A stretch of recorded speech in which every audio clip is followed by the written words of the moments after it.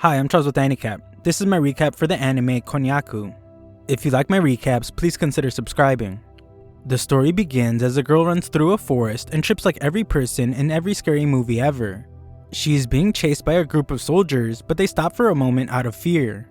One of the soldiers explains that deep in this forest is the lair of the Demon Lord. Rumor says he hates humans, and anyone who approaches his lair is subject to his violence. Just then, they are informed of the girl's location and the chase continues. As she runs, the girl apologizes to someone named Natalia for taking off without explanation. She begins to promise her something, but the clumsy chick falls for the second time in the past minute. She sees a house in the distance just as she passes out. The next morning, a boy reads a headline saying that a wicked woman from a neighboring nation has gone missing. He senses a presence and heads into the forest to find a group of suspicious-looking animals who look like they are up to no good and wonders if there's a monster there. He finds that it's actually a girl and assumes that she must have fled from an abductor. The soldiers hide nearby, but we find that the boy was already well aware, and he uses elementary illusion magic to mess with them. He can tell from a badge that they are guards from the Nurez kingdom, and they work directly for the royal family. The boy demands to know what business they have there, but they just act like a broken record and demand that he hand over the woman. They surround the boy and explain that the girl is a major criminal who disgraced the nation. These fools clearly don't know that they are talking to the protagonist, as they promise to not hurt him as long as he hands the girl over with no fuss. The boy isn't afraid at all and declines to comply with the requests. He refuses to side with the group of tin cans, so they point out how he can't use his hands and they attack. Unfortunately for them, he is still able to use magic and shocks them with a non-verbal skill. He prepares his next attack and the soldiers tremble in fear as they realize that this boy is the great demon lord that resides in the forest. This realization comes far too late as the demon lord releases a powerful attack that defeats the entire group. He does some crazy powerful mind control thing and has the soldiers tell him what they will say when asked about what happened. They will say that they searched the forest thoroughly, but the woman's trail was gone, so they concluded that she was attacked by a monster. He then sends his new metallic puppets away as they will have no memory of what actually happened. Later, we learn that the demon lord's name is Alan, and he watches the girl, unwilling to believe that she's a major criminal the whole country is looking for. She wakes up and we learn that her name is Charlotte. The gossip section of the newspaper states that she is the fiancée to the Nurez Kingdom's prince, but she says that's a lie. Charlotte frantically denies it, but Alan tells her to stop freaking out since he can tell if someone is lying just by looking into their eyes. The human lie detector can tell she isn't lying and she breaks down in tears as he is the first person to believe her. She explains that she was at a party when she was called forward and she could hear people gossip about how she is the child of a mistress. It was announced that her evil deeds had come to light, but she tells Alan that she had nothing to do with any of the accusations. Unfortunately for her, no one questioned the words of Prince Cecil, and he announced that she would be arrested for treason. She tried to defend herself, but Prince Pain in the Butt just called their engagement off and had her taken off to prison. Alan, with his lie detector vision, can clearly tell that she was framed. Either the prince didn't want to marry her, or perhaps there was another woman. Charlotte apologizes for taking up his time as she prepares to leave, but Alan changes the subject to point out how messy the room is and asks if she knows how to clean. She says she's pretty average at cleaning, but Alan says that's just what he's looking for and gives her a job. The position is for a live-in maid and she will be in charge of chores. She is quick to remind him that she is a wanted criminal, so he takes a moment to think. He lives secluded deep in the forest, so he doesn't have to deal with other people, so harboring a fugitive defeats that purpose. However, Alan explains that he was betrayed by someone in the past just like she was. 3 years ago, he was invited to join a certain party. Hoping for an adventure, he joined them. However, they used him to break the seal of a temple to steal the treasure they were looking for, and deserted him in front of a horde of monsters. Charlotte thinks that's awful, and Alan can't believe how pure she is since she believed his story without hesitation. Back then, there was no one to help him, so he thinks that they have a lot in common. However, Charlotte, stubborn as a mule, doesn't want to cause him trouble, and declines his offer. Alan decides that he has no other choice, and shockingly puts a death curse on himself. The maniac's heart will stop in 3 minutes, and he won't lift the curse until she agrees to work for him. Alan warns that she better make up her mind, otherwise an innocent civilian will die because of her. She panics at the absurd situation as he is talking like a villain when she thought he was just a nice person that was trying to save her. He proclaims that he is a virtuous man, but then reminds her that she has only 2 minutes and 31 seconds to decide. As if she didn't have enough pressure already, Alan, who's beginning to sound like Kermit on steroids, explains that it's getting harder to breathe. Moments later, we see that she gave in and has now become Alan's maid. Alan marvels at how good a job she has done cleaning and thinks about how rough her hands were when they first met. He determined that she was a noble lady by title only, and in reality she was perhaps more like a servant. Cinderella 2.0 points out that all she did was polish the floor and he was the one that tidied stuff away using magic. Alan, ever the innovator, says that he just used his style of cleaning, which was burning the stuff like a pyromaniac, and it makes her wonder if she's really necessary. He points out how dirty the room was before and explains that he has zero housekeeping skills.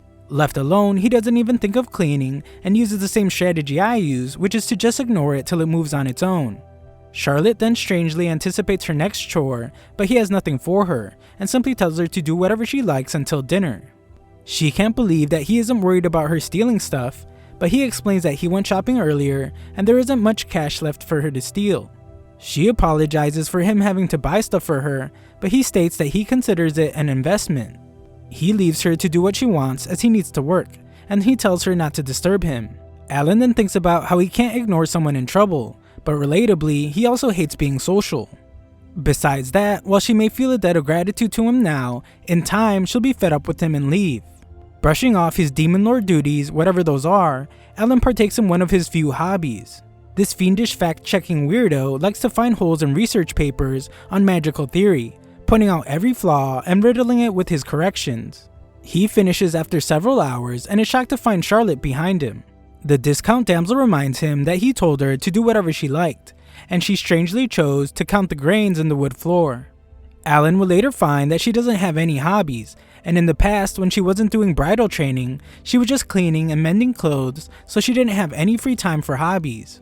Alan can't believe she could say such a sad thing with a smile on her face, and she continues her sob story by stating that she didn't really like her bridal training since she just got yelled at the entire time. After he asks to hear a recent fond memory, Charlotte depressingly tells him about that one time her little sister Natalie brought her some fruit. It was a little bruised, but she didn't get to eat such treats very often, so she was very happy. Her depressing story has her wondering why Alan's face looks so scary, but he tells her that it's the face he was born with. Alan thinks about how even he got to enjoy fun times at a magical academy every day, like making professors tear up by bombarding them with questions and blowing up classrooms with potion experiments. He thinks Charlotte should be having the best time of her life, and yet she has no hobbies or fun memories. Alan then excitedly decides that he's going to give her a crash course on all mischievous things in this world. Moments later, Bargain Basement Cinderella sits in front of several boxes and learns that Alan decided to sell his magical equipment to afford it all. Alan clarifies what he meant by mischievous and explains that it's an immoral type of fun. He can't help but be addicted to this type of mischievous behavior, but points out that Charlotte is an honest and genuine person. He wonders if she has ever spoken up against the Duke's family, and finds that she could never do it since they were kind enough to let her stay with them. It's clear to Alan that she is speaking like they're her master, not her family. He proclaims that he will now begin his lesson that will turn her into a beast that loses her old self. Charlotte, demonstrating her unwavering purity, becomes frightened as she always learned not to do bad things, but he assures her that they won't do anything illegal. Her fear instantly turns to shock when Alan reveals that the first indulgence will be cakes. It's too soon for her to be surprised though, as he reveals even more food. He tells her to eat, drink, and be merry to her heart's content, as this is the day's mischievous thing she will learn.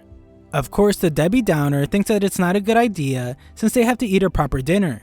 If they only eat sweets, it'll lead to an unbalanced diet.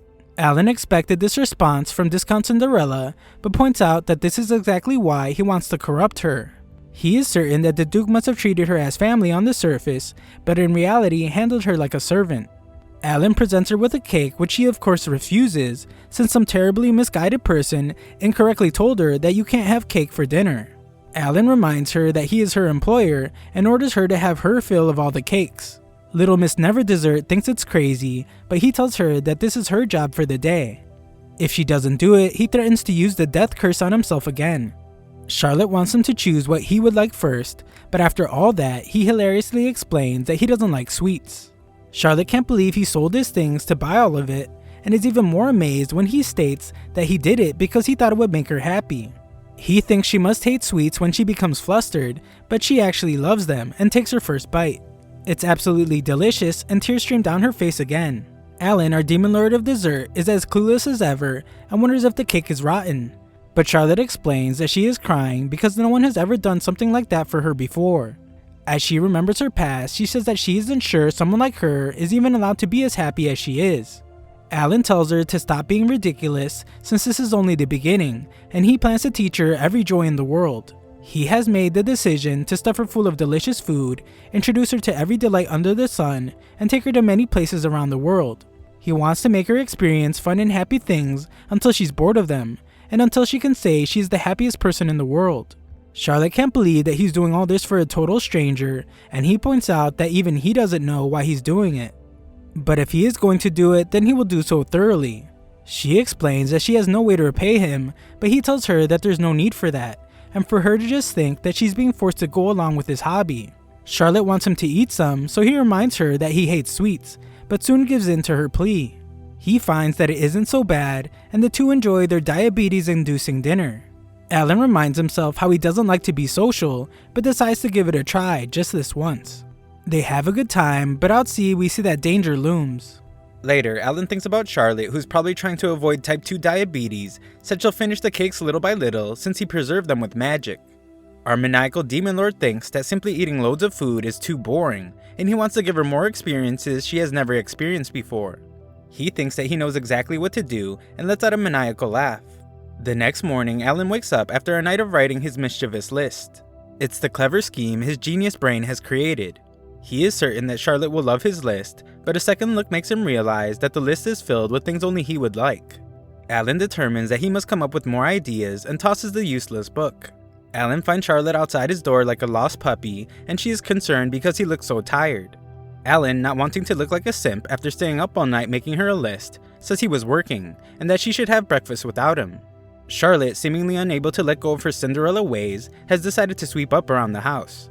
Alan points out that she already cleaned the assigned areas as his maid, but Charlotte explains that she's in his debt and wants to be more useful. This is just a life she is used to, and Alan realizes that she must have been cleaning every single day when she was at the Duke's mansion. Her family is nobility, so they must have had countless servants. If they still made her clean, then the reason must be rather unpleasant. As if that weren't bad enough, she was treated as less than a servant, not to mention exiled from the country for a crime she didn't commit. Charlotte, not wanting to just stand there while our protagonist thinks to himself, leaves. Alan doesn't even really seem to notice and thinks about how Charlotte never speaks ill of others. Not a word of resentment about her horrible family or the jerk ex-fiancé of a prince who framed her. Alan, showing more empathy than you would expect from a demon lord, gets upset and explains that if it was him, he would completely and thoroughly crush all of them to pieces. He determines that it's not that she doesn't resent those people, it's just that she hesitates to express it. What lies deep down is probably her fear towards them and her low self-esteem. Just then, Alan is shocked to hear someone's voice as he fears that they will discover who Charlotte is. He finds that it's a rude cat-human thing named Miyaka, who delivers Alan's mail. The furry calls Alan the Demon Lord, which shocks Charlotte, so he reveals that it's just his nickname. Miyaka realizes that Charlotte looks very familiar, and has maybe even seen her in the most recent newspaper. Alan prepares to lie his face off to hide Charlotte's identity, but Miyaka stops him. She explains that her company's motto is that the customer's needs always come first, so it's none of her business who his maid is. Alan then gives the furball the potions he delivers to the magic store in town. Miyaka explains that his potion is in high demand because it's excellent, but wonders why Alan doesn't live in town since it would be easier for him to make money that way. His answer is simple, and the same one I would give, and that's because there are people there. Miss Always Lands on her feet thinks that Alan should live a little, but he tells her that's none of her business. The cat retorts by saying that his evil-looking face is why the people in town call him Demon Lord. Alan can't deny that, as it's only natural people talk that way about an evil-looking sorcerer living on the outskirts of the city. As an example, we see a few snot-nosed little kids walking through the forest discussing myths about the Demon Lord that resides there. They heard that he casts spells on anyone who approaches his house, but the naive little brats aren't afraid, and proudly proclaim that they will defeat the Demon Lord. Alan shows up to be a nice guy and warn them about the dangers of the forest, but they are instantly terrified. It turns out that Demon Lord really is just a nickname, and Alan is just a simple sorcerer. Miyaka bluntly states that it's time for him to find a purpose for living, but he reminds her that his life isn't a public library by telling her once again to mind her own business. Alan then has Charlotte look through a catalog for any daily necessities she might need.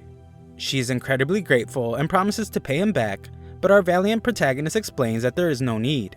Charlotte hesitates again since he already bought her enough cake to feed a small country, but he tells her to just order whatever she wants. And if she hesitates just one more time, he threatens to buy every single item in the catalog.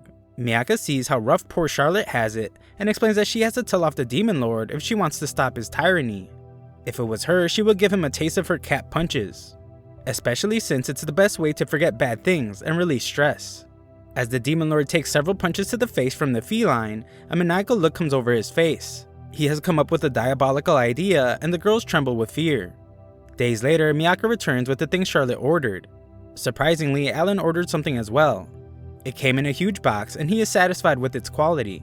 He explains that it's actually for Charlotte, but she can't imagine what he has gotten her. Alan is sure that she will love it and makes the big reveal. It's a punching bag. Charlotte's completely confused at first, but soon determines that it must be for physical exercise. That isn't quite right, as Alan reveals that it's the mischievous thing she will be learning next. The nosy cat girl, who can't seem to mind her own business, can't believe he is teaching Charlotte mischievous things. She points out how innocent and sweet Discount Cinderella is, but Alan points out that he won't do anything dangerous.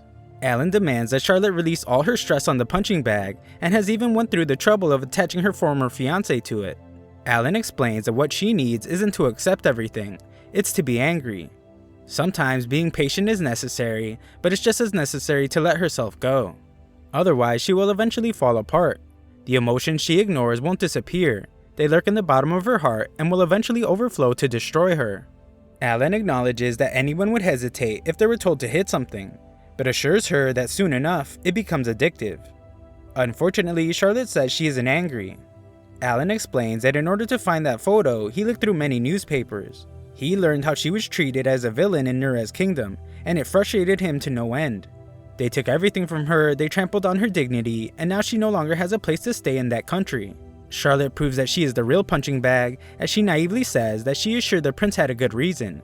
She feels like she owes them for raising her until now, and feels bad for the prince for having someone like her as a fiancé. She states that she can't resent them, and Alan determines that the root of the problem is rather deep. Of course, this is frustrating since he thought his plan was perfect. The plan was supposed to go like this. First, let Charlotte realize her resentment. Second, storm into the Nura's kingdom and uncover the prince's evil deeds. Third, Charlotte proves her innocence and the bad guys are captured. Fourth, all problems are solved and she lives happily ever after. This won't work though since Charlotte hasn't faced her feelings yet and she's gotten too used to suppressing them. At this rate, even if the prince is condemned, she'll probably blame herself for it. Miyaka, never one to miss an opportunity to stick her nose where it doesn't belong, ironically tells Alan that he might want to ease up a bit on Charlotte's life. The Demon Lord actually kind of agrees, but it's not in his nature to wait and let time heal things. Instead, he does the exact opposite and demands that Charlotte punch him. Everyone's silence makes him think that she didn't hear him, so he tells her again. Charlotte could never do such a thing, but Alan tells her that she has no choice in the matter, and he will make her do it. We then finally get to see a glimpse of his power as he takes control of the boxing glove and forces her to punch him right in the face. After he gets knocked back, she has no clue what happened, so Alan explains that he manipulated her right arm to hit him. Our masochistic Demon Lord might have liked that a bit too much, and he compliments Charlotte on the powerful punch. Charlotte, looking like the second coming of Mike Tyson, becomes frantic when she sees that she made Alan's nose bleed, but he calms her down.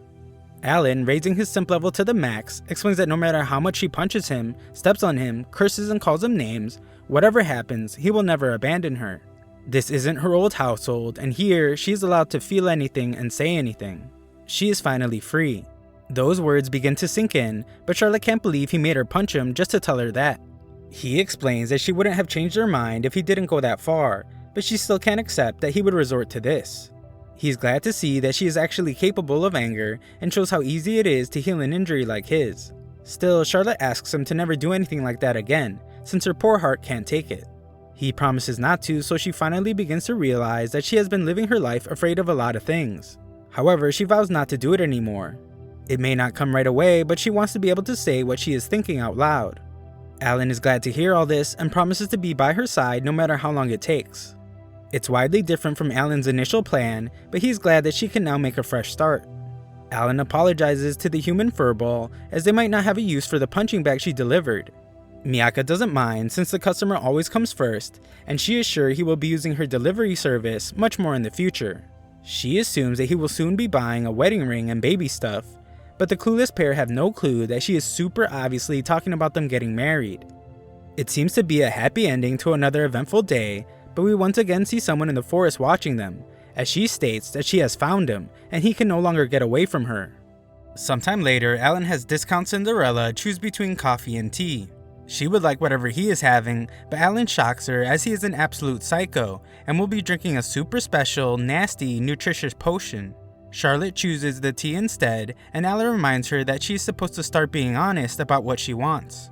This is pretty hard for the little pushover since running away from the house was the first time she decided to do something on her own since they took her in.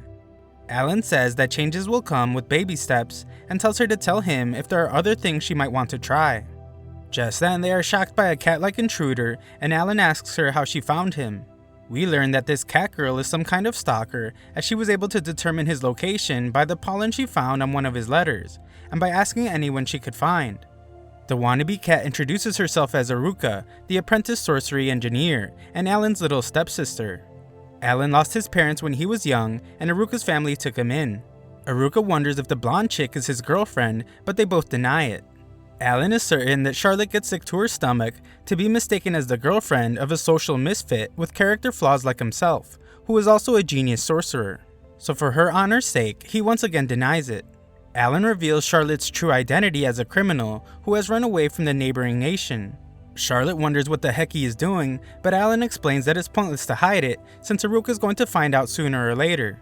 Alan explains the entire situation, even the part about him teaching Charlotte how to be mischievous. Aruka says that she was always wrong to think that Alan was an idiot, because now she realizes that he is a huge idiot. Surprisingly though, the reason is because instead of feeding Charlotte and making her punch him, he should be teaching her the things that girls actually enjoy.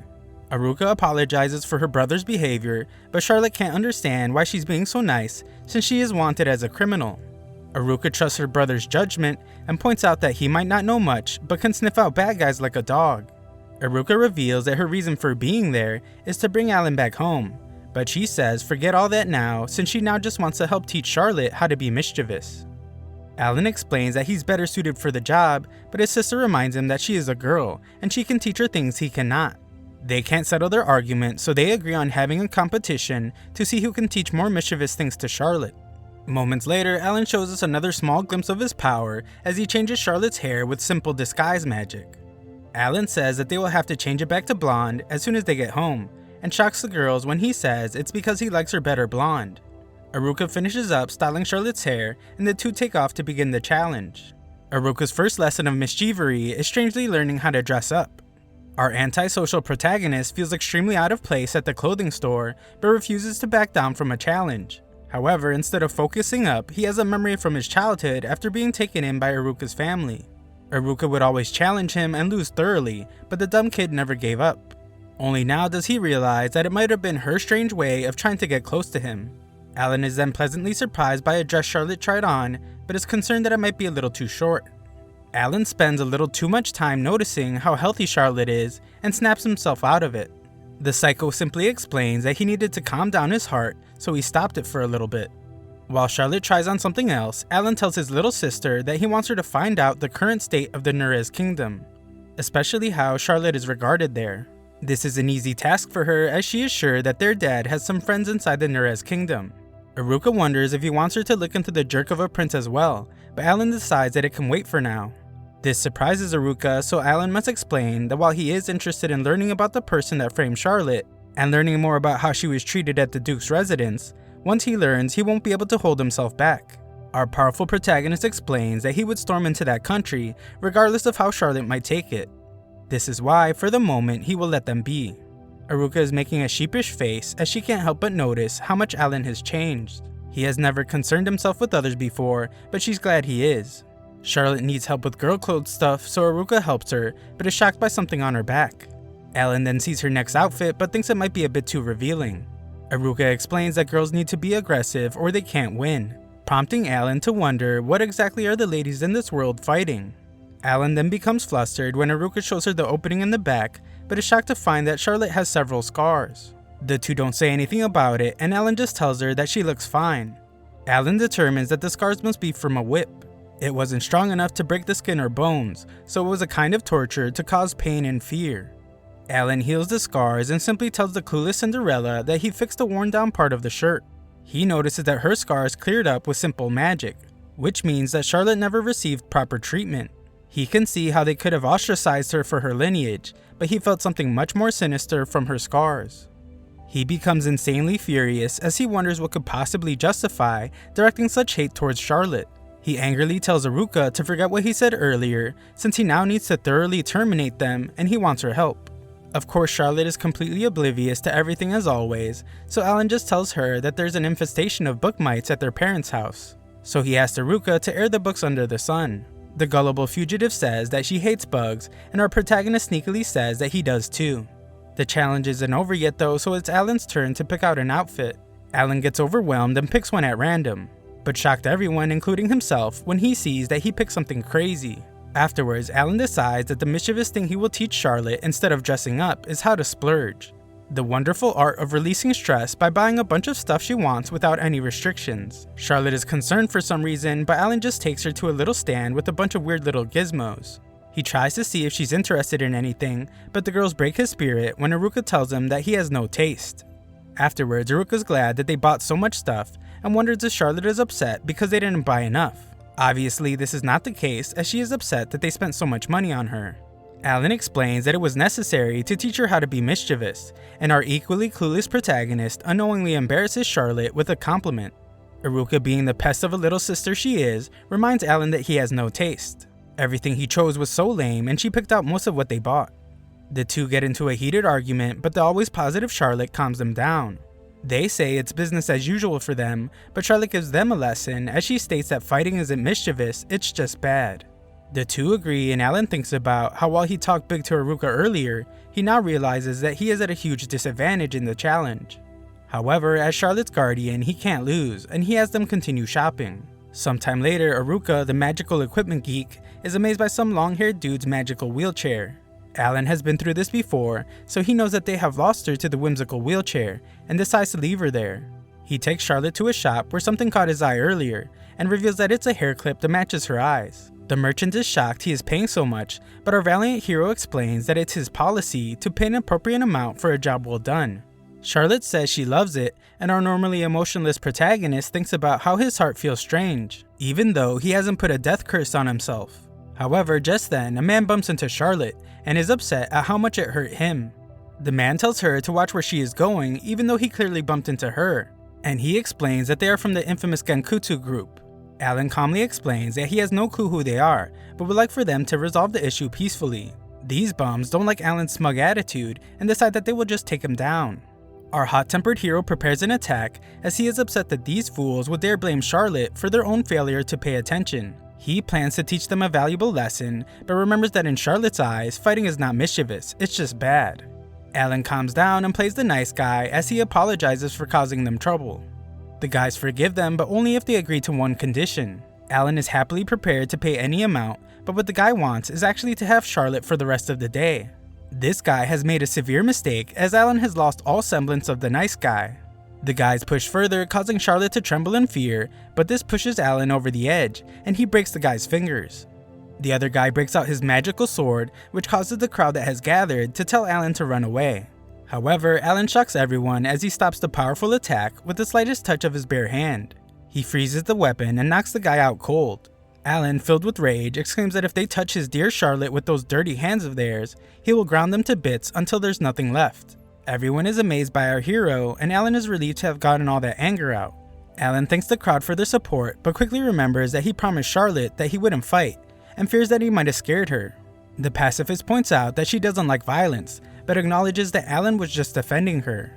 Furthermore, she would never be scared of him. Alan has never been more glad to hear those words, and thinks about how he initially thought Charlotte would despise him and leave right away. But now he is relieved to know that she doesn't hate him. A grin comes over his face as he wonders if this is the change Aruka was talking about, and expresses how glad he is that he might be finally losing his edge. Aruka has been watching this entire thing and determines that she has lost the competition. She points out that when it comes to love and romance, Alan has to be the one to teach Charlotte. Just then, the crowd is stunned as a gigantic thing appears. This thing is clearly upset as it points out that his boys had a run-in with them. Thanks for watching the first few parts of this recap. Subscribe and ring the notification bell for future parts.